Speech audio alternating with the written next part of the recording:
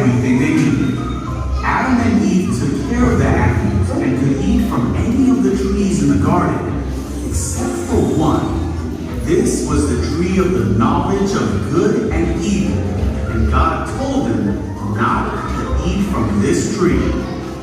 There were lots of animals in the garden, but the serpent was the most clever of all the wild animals God had made.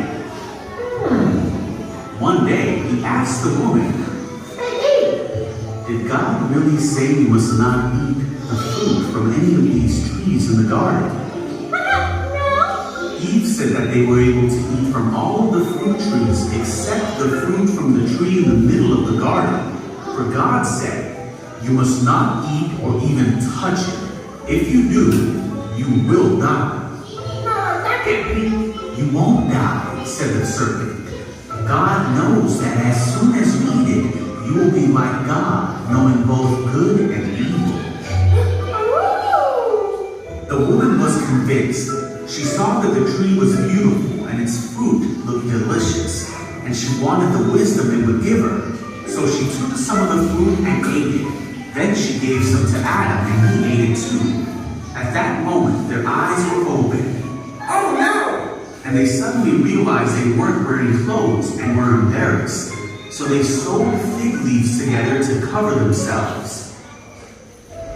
When the cool evening breezes were blowing, Adam and Eve heard God walking about in the garden. Hey. So they hid from God among the trees. Then God called to Adam, "Where are you?" Adam said, "I heard you walking in the garden, so I hid. I was afraid because I was naked." "Who told you that you were naked?" God asked. "Did you eat from the tree I told you not to eat from?"